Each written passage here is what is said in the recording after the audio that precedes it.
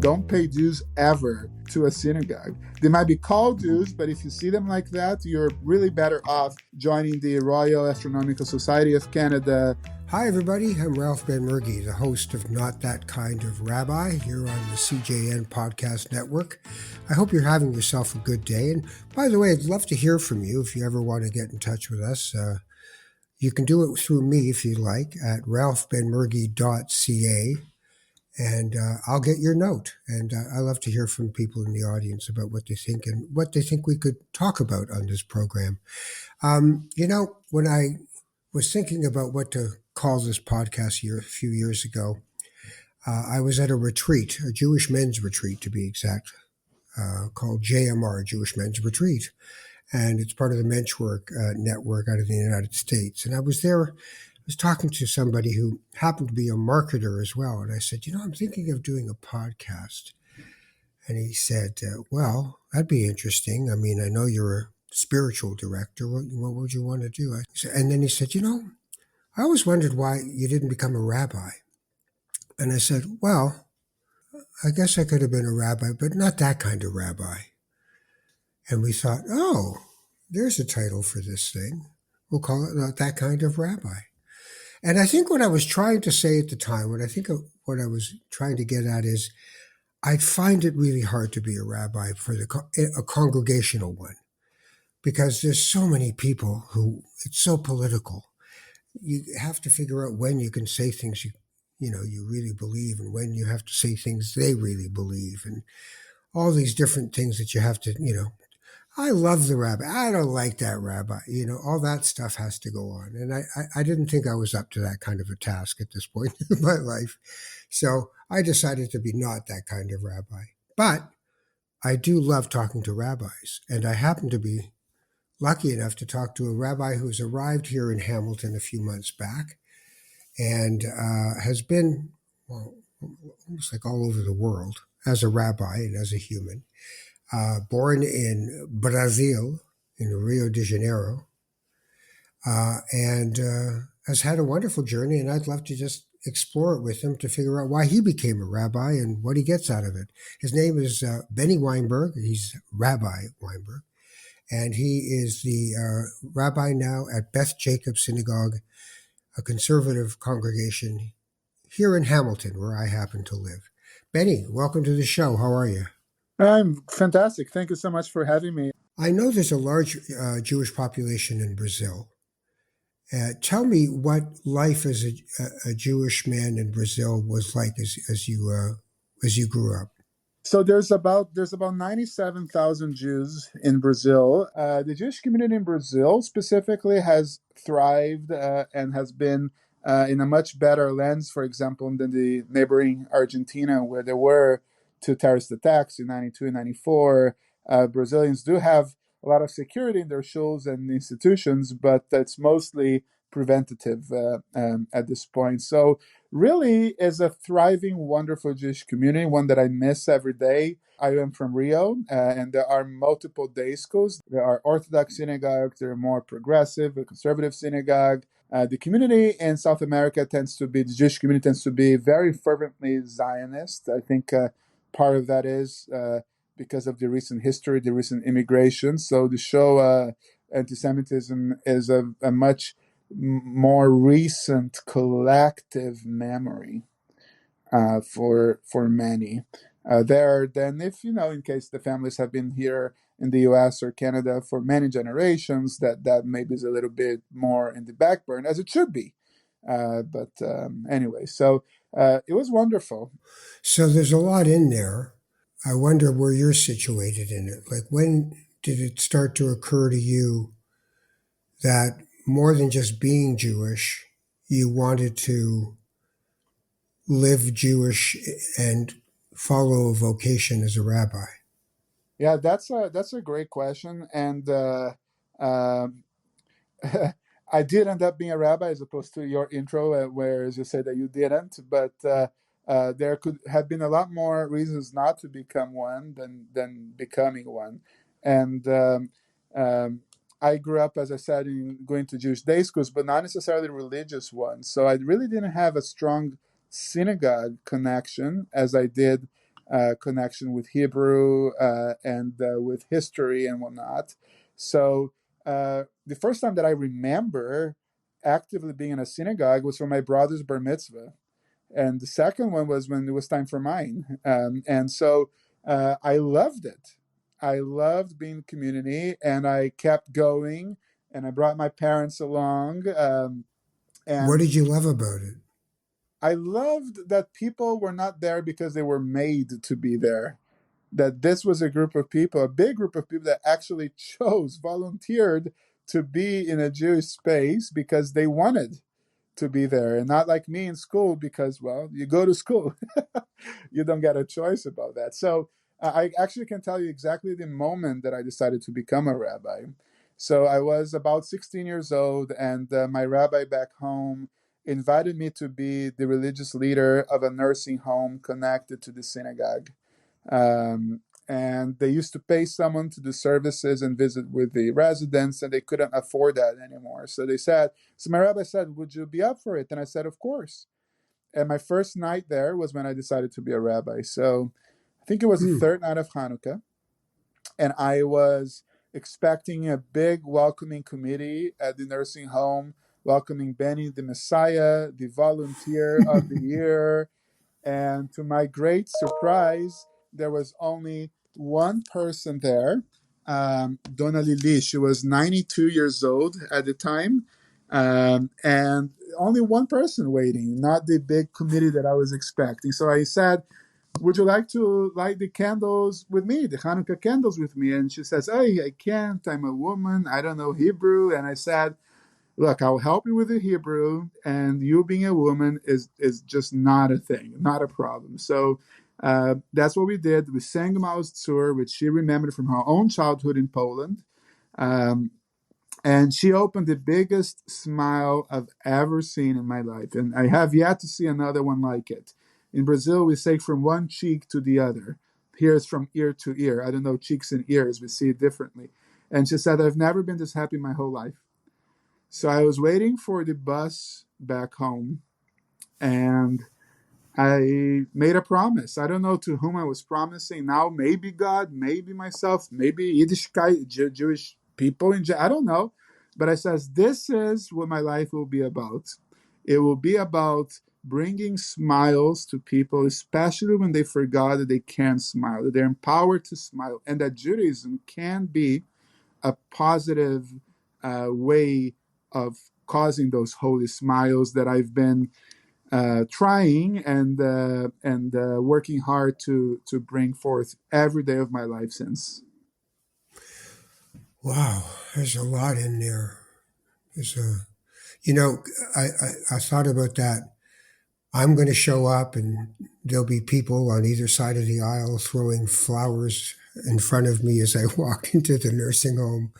Um, and then I wonder, what is the place for a rabbi of ego, Mm, of sense of self in the work, and what do you do with it? that's a one. There's a joke in Brazil about Argentinians. We love teasing Argentinians, and I have to confess, I am half of Argentinian. My mother is Argentinian, and I love Argentina. But Brazilians joke about Argentinians. They say, "How does an Argentinian commit suicide?" And the answer is jumping off his ego. Now, I learned to say the same of rabbis. Rabbis do have to be very much in keen with the ego. And I think there's a part of that is healthy because honestly, uh, the hours of a congregational rabbi can go from a normal 8 hours ish to a 16-hour day, and it changes immediately. At the eighth day of Passover, as the day ended, I knew that would be a death, and then the next morning I wanted to put my feet up, and all I was doing was what I had to do, which is to meet with the family and to officiate the funeral and all of the beautiful responsibilities of being a rabbi. So the ego actually is not necessarily bad, I don't think, unless it becomes a means on itself. So I have in my office, and I can't show you physically. I understand this is just audio, but I keep I keep a feel-good box. And inside of this is every single letter that I received over my years of people. Thank you for doing this funeral, for this, for that, for that. And in days that are particularly rough and my ego is feeling bruised, I open the box, I I sniff a little on it, meaning I bask a little bit on that love, and then I close that box again until the next time that I need it. So um, one thing that happens is that I think rabbis, and that's an issue now, there's a shortage of rabbis, cross movements around the world, and I think that the rabbinate will have to change a little bit. There's a lot of people that are burnt out, and because for me, I see my being a rabbi going back to that story that I shared in that one interaction. I don't really think that I chose to be a rabbi. I think I was driven to it. I was called for it. And so the tough days are tough, but I can also help to put them aside by saying that's what I had to do today. Um, and and to keep in check is incredibly important, which is also why it's good to have a network of colleagues whom you trust. And I am blessed with that in the greater Toronto area here. I happen to be married to a rabbi who is my better half. And so she keeps me in check, maybe even not as often as she should, but she does. And she's also a wonderful support source. And I happen to have landed in a wonderful congregation, and I feel very supported too. So I think that the ego is the reason, is partially the reason of being able to get up in the morning. You know, in Jewish law, the first thing that we learn is that a person needs to itgaber ka'ari, to warrify oneself, meaning become a warrior like a lion, to be of service, because there's so many other things that can keep you from service. So a rabbi is not different than that. We're just trying our best to put on that warrior shoes. So, what are some of the what cities have you been a rabbi in? Ah, wow. Do you count as a student, like rabbinical Yeah, internships yeah, as well? Oh, goodness. yeah. So the first one was in a little town in Argentina called Villa Clara, and Clara was named after Baron Hirsch's wife. And that little village was founded by that kind of, they were bringing Jews from Europe into Argentinians' farmlands. And so that was my first one, and also in Buenos Aires in another synagogue. Uh, wow. Uh, I have served in Bristol, Tennessee, which is the tri-state area, as they call it, which is the border of Tennessee, North Carolina, and Virginia in the U.S. I have served in Santa Maria, California, Whitefish, Montana, many synagogues in LA, in the LA area, in Cincinnati as well. I have been in Singapore most recently, but beforehand I was in New York City, Manhattan, then in the suburbs in New Jersey, then you have Singapore. And when you're the rabbi in Singapore, you've got congregants in Manila, Philippines, in Seoul, South Korea. So you're the rabbi of a very large geographical place. And then now, finally, Hamilton, Canada. And, we told we told the synagogue here that we're very looking forward to settle roots here, which is it's a very uniquely wonderful place to be. But yes, I have been around, and I'm sure I'm forgetting one or two places. When you're a student in a tight budget, you have to multitask. Yeah. So, what is it? What is the thread that runs through all those congregations for you? What is the continuity piece as opposed to the thing that makes them all different? That's a terrific question. Personally, in my own development, I would say that each of them was transformative, equally transformative, really, on the path that led me here. That I wouldn't be here today without any of those places. But collectively, if I'm looking at the communities themselves, what is the common thread is that they are all full of Jews by choice. And what do I mean by that is we used to say, we usually would say, Jews by choice is someone who converts to Judaism, and Jew by birth or Jew by chance as my colleague in Hong Kong used to say, Jew by choice or Jew by chance. And in truth, every Jew today is a Jew by choice. If we look at the demographics, if we look at the shifts and all of that, there are so many other things that a person could be doing on a Shabbat morning or anything else than being present in their community. And so everyone who I met is someone who, whether they know it or not, they made a conscious decision. They stepped up to be present. And we always talk about present being a gift, right? That's why they call it present. And your presence is the biggest gift that you can ever give a community. And so the common thread is Jews look differently, spoke with different accents, sometimes with different languages. Even in Singapore, I had the United Nations at every meeting. We had a Thursday morning meeting in which there were people from the US and Canada, from Europe, from Australia, from South America, and from South Africa. In a group of 12, 15 people, you had a little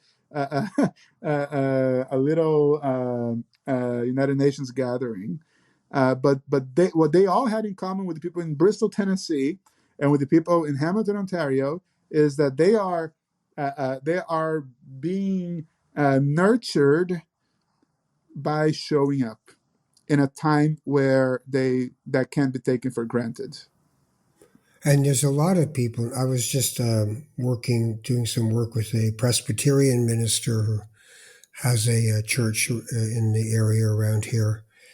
And his church on a Sunday has 12 people, And and then, yeah. yeah, and there's a lot of talk that I've heard amongst rabbis about the crisis of the empty pew, that there's people are not coming anymore. And But I'm what there's a counter narrative to that I'd like to offer. okay. You are right. You're absolutely right that you can go even to a major Toronto synagogue, and a Friday night there's no bar mitzvah that weekend. They might have 15 or 20 if they're lucky, if they have a membership of 1,800. Yeah, that you're right about that. But then we decided to this Friday here at our synagogue is much smaller than that, but we decided let's do a Shabbat dinner. They used to do 10 years ago. Let's do it again. It sold out quickly, meaning that we cannot host as many people as would like to come. We had a chocolate Seder, intergenerational chocolate Seder on the sixth day of Pesach, and there were 30 kids here. So I think that people do show up. They just might not necessarily connect with the same ways of showing up or reasons to show up of previous generations. And then there's two things that a rabbi can do. A rabbi can bang his or her head or their head on the wall, or they can say, well, I wonder what this is about. And if you ask, I wonder what this is about, it leads to relationship with people, and you get to know them, and you get to really create other opportunities for them to come up. I'm not saying that we're canceling Shabbat services anytime soon or ever. We won't. However, we need to create other doorways in. So what are some of those doorways? If, in Hamilton right now, what we are creating is ways to foster intellectual curiosity in different kind of ways, because people do have that Jewish gene of wanting to learn and make sense of the world. I also think that right now, as being a Jew in the public sphere has become such a emotionally dense thing to own, creating opportunities for people to discuss what's happening in the world, as well as these university protests continue to erupt all over the place. Social opportunities as well, and to be spiritually curious, to see the curiosity in Jewish life and spiritual realm is not only about praying 3 times a day or whatnot. Is that really about an outlook to the world? So we're going to be hiking with people from the synagogue. We're going to be creating different ways. That I don't remember the origin of this, but they discovered this very old synagogue in Israel, and that's why I don't want to quote, because I don't have it on mid information. But very old synagogue, and they found the inscription in the entrance gate of the synagogue, and the synagogue was a marketplace, a study hall, and the schwitz, a sauna, which is also a place of gathering. There was no services then, but that's a Beit Knesset, a house of gathering. And so there is more need than ever for gathering with the Jewish community. But the gatherings we might have to look at them not judgmentally, not in this is what I need them to like, but let me get to know people and their stories and how they thrive and nourish themselves and what they struggle with, and create different venues for that to happen. You And know, that's not it's not a specific. It has to be for every community their own reasoning. yeah, yeah. But the rabbi has to be a marketer too, right? In a way, you have to have a pitch and a value proposition. Why do I need to engage myself at the synagogue? And sometimes I worry for rabbis that they have to become more entertaining. They have to constantly be trying to find ways to make people feel like it was a nice show. It's like 30 years ago, it was the cantor who could have been an opera star. And everybody would just sit in their chair and listen to this person sing, and they wouldn't sing along with them because it Well, now wasn't they meant can to be watch that like that. online. Now they can watch that Yeah. online anytime they want. So there is that part of the job, which is to figure out what the pitch is and what the marketing strategy is, or am I wrong about that? Can if I give you my pitch, I will show you that I think that I think that you're right, but you could be wrong. And my pitch is that don't join the synagogue. That's it. And Don't then join. people don't join. And then people have a puzzled face because usually when I have that conversation is someone that said, "Oh, we're thinking about joining. Can we meet?" And I say, "Sure, let's meet for tea. I'm known for my tea. I had to restock it many times since I got here." And I begin. I say, "Don't join." It says, "Okay." And I say, "Because if you're joining the synagogue, if you want to be a member, you're joining a country club that has not much to offer to you. Anything else that you join will be of more value to your buck." So then they're still confused, and I say, the way that we have to see your potential here is to not pay dues, is to become a shareholder. Okay? The only reason to connect to the synagogue is if you want to invest in what the synagogue has the potential to do. And that's not only your dollars, it's your presence, like I said before. It's your gifts that are transcend your monetary gifts. There's so many different ways that we contribute. But if you don't come from an investor perspective, saying, my specific investment in Hamilton is a traditional and egalitarian place where Jews can share their disagreements peacefully and merrily and live under this umbrella. And if you believe in that and you don't care about what you get out of it, but you care that 25 years from now someone will have this place, and if you care that in those 25 years between now and then that you can roll your sleeves up and change who we are, then invest. Become a shareholder, but don't join. Don't pay dues ever to a synagogue. They might be called Hmm. dues, but if you see them like that, you're really better off joining the Royal Astronomical Society of Canada and signing up for a program with them, which I do, by the way, and it's just wonderful. But you have to believe and invest and work it, and not I see hear you. I hear yourself you. as a parv neutral floating body. Yeah, yeah. So here's a tough one. If I say God, what is God? What do you answer? What is God? Yeah, because I find there's a lot of time spent in synagogues where rabbis are talking about Torah and they're saying, what did God want from us? And God seems to be angry, and talking about God as a being with human like characteristics. And I look at the faces around the room and often I don't feel that they're buying it. They're just like, and I've spoken to other rabbis on the show. One of them who just said, that's the kindergarten God. Yeah, The yeah. one who has all these things. So, what's after all these years, when you're talking about God, what are you saying, and what is God? What is the God, God you're talking about? for me, God is a three-letter word that we use to describe what transcends that three-letter word. God, as it appears in our sources, is a way that our ancestors found to make sense of the world. The God that I believe in, and again, still with the limitations of the word, is a connecting energy that surrounds and it's around everything and within everything and everyone, including me, including this conversation, and is the potential to see it beyond. In some ways, it's not that different than quantum physics, in that if you zoom into the cells, you get the atoms, you get the particles of the atoms, you get the subparticle of the atoms, the gluons, the quarks, and whatnot.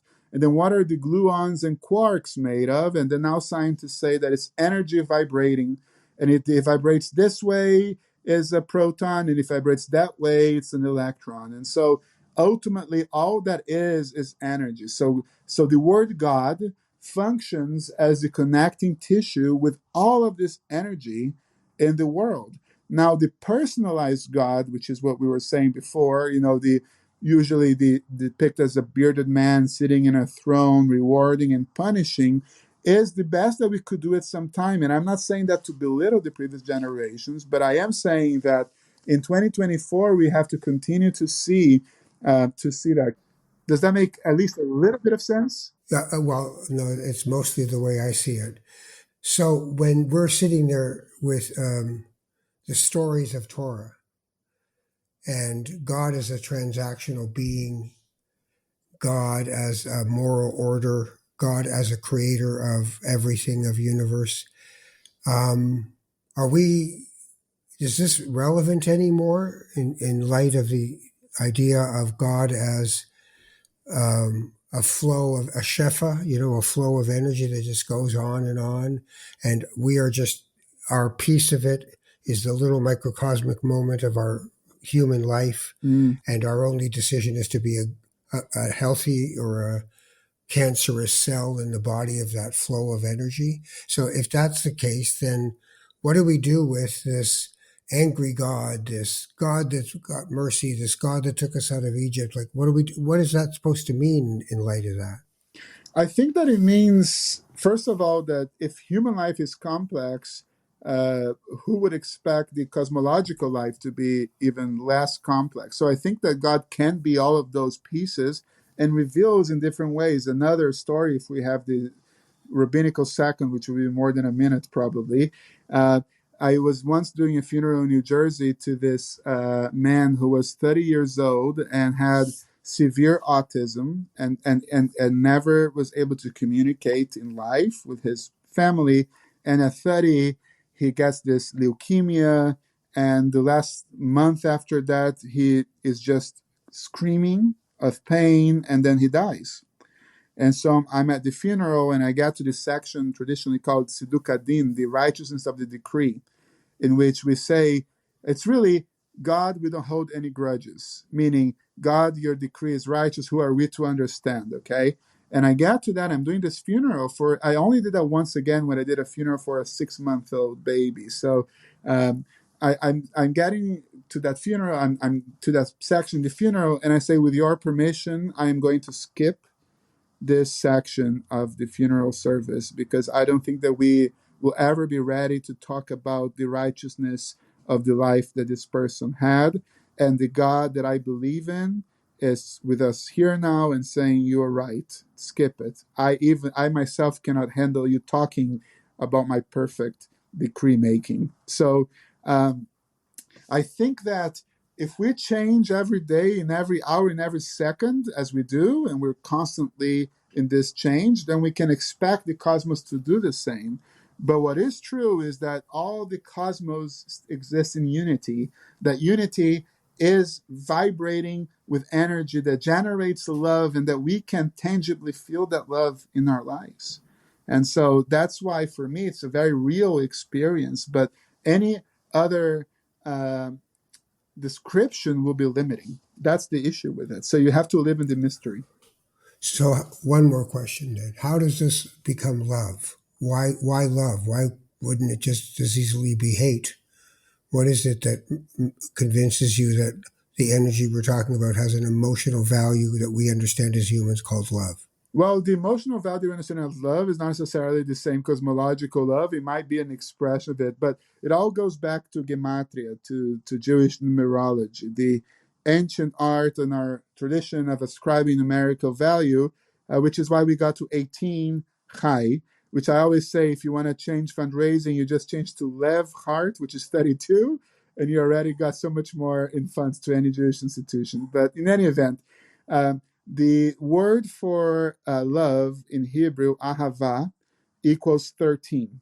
Every hey is 5, the aleph is 1, and the beit is 2, so 13. The divine name, the four-letter name of God, is 26. And so if I write love plus love equals the ineffable name of God.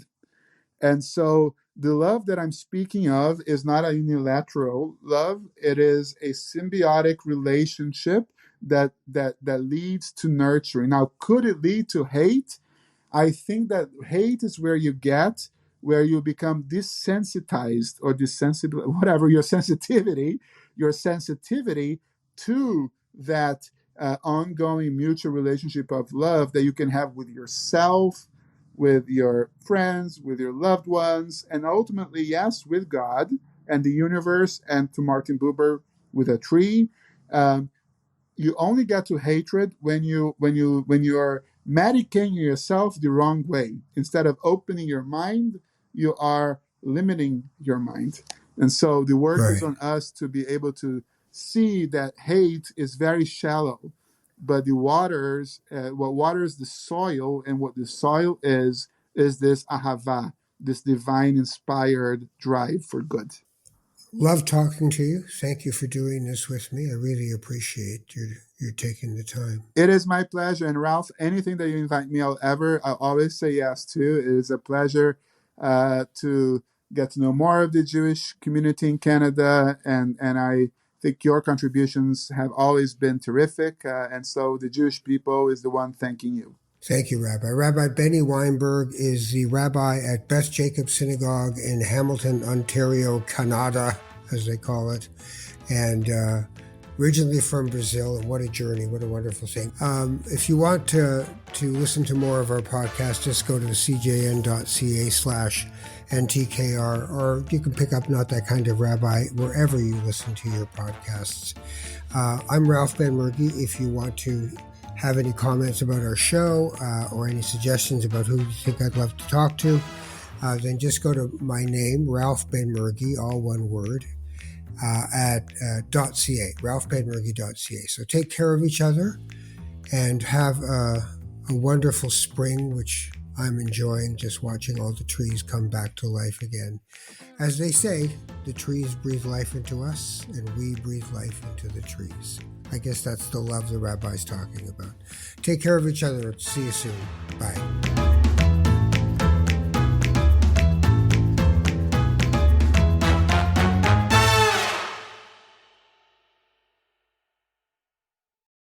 Y'all remember that joke from Airplane? The old lady asked for some light reading. How about this leaflet, famous Jewish sports legends? But in actuality, that's changing. Jews are crushing it in sports around the world, and we are here to celebrate them. Sandy Koufax gets his 10th strikeout. Zach Hyman, his first career hat trick. 41 points for Diddy Avdija. It's Sue Bird's building. I'm Gabe. And I'm Jamie. We love Jews and we love sports, but most of all, we love kvelling over Jews in sports. Together we host Menschwarmers, the longest running Jewish sports podcast in the world. Listen and subscribe at thecjn.ca and wherever you find your podcasts.